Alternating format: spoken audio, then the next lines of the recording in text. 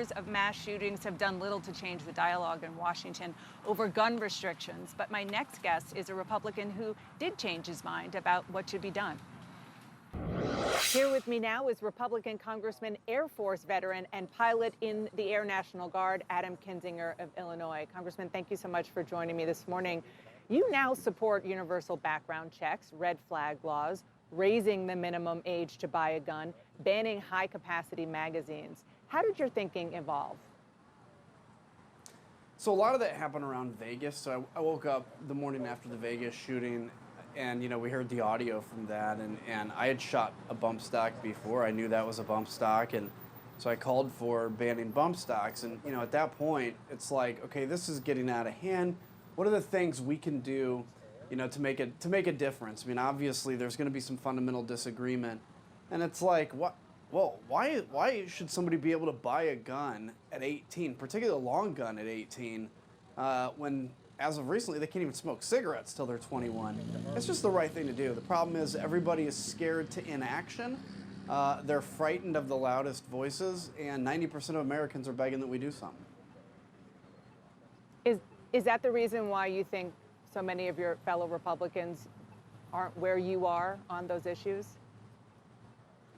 Yeah, I mean, I've talked to a bunch that are where I am, but they won't say it, or they won't come out and say it because, again, it's, I've experienced this, whether it's talking about Donald Trump, January 6th, or the guns issue, is, once you make something that's outside of the cultist position or outside of, that, tribal position, you're going to get a bunch of texts that say you're crazy, it's my right, the Second Amendment. Even though we all believe in the Second Amendment, we just, believe that there are reasonable things to do about it. And, look, if you look at this shooting, you look at Buffalo, you look at Parkland, and all these others, they are people taking these guns, these ARs, under the age of 21. Can we stop all of it? No. Can we mitigate it? Certainly. And we should be doing that now. Governor Greg Abbott says this shooting shows the need for more laws addressing mental health. Texas Senator Ted Cruz wants to reduce the number of doors in schools, install bulletproof glass, put armed cops on school campuses. Is that enough to stop mass shootings if the U.S. doesn't also do something about access to guns? Yeah, I mean, look, ultimately, I do think it's a hard issue because people have to make a decision to go and do a mass shooting. But if we think that just hardening schools or reducing, basically turning schools into military camps is going to be the answer, even if it does work, which it won't, but even if it does, that's not the kind of country I want to live in, right? I got a kid that's 4 months old now. We'll be going to school someday. I don't want to have a military ID to check him into the front gate of his elementary school. And, so look, what you're seeing right now, Dana, is all these people these politicians that are scared to death to talk about the gun issue. They know that this is an issue, but they're scared to talk about it. So they launch into this thing about mental health. We all agree that mental health is a problem. First off, I'd ask, have they actually put any more money into mental health? People like Ted Cruz, highly doubt it. But secondarily, at the same time, why is an 18-year-old buying an AR? So it's not an if or that. There's always the old saying, too, about the way to stop a bad guy with a gun is a good guy with a gun. Typically, I agree as well. But there were 150 good guys with guns at this shooting that didn't do anything, until basically Border Patrol SWAT showed up.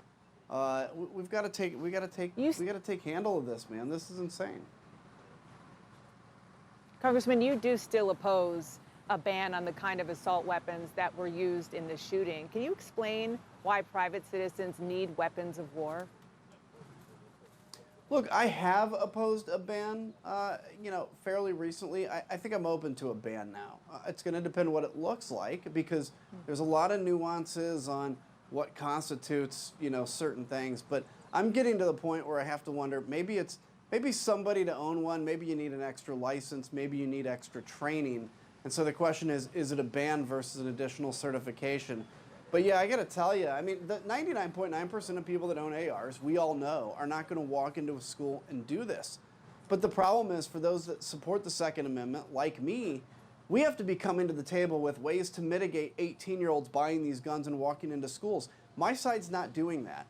My side's not coming forward with reasonable ways to defend an amendment that we think is very important. And so I'm looking at this going, fine, if people are going to put forward solutions about certifying maybe who can buy an assault weapon, I'm certainly open to that. Well, so that is another change it sounds like you're willing to make. Congressman, I want to turn to the topic of January 6th. You are, of course, a member of that committee. The House Republican leader, Kevin McCarthy, says he will not comply with the committee's subpoena to interview him as it currently stands.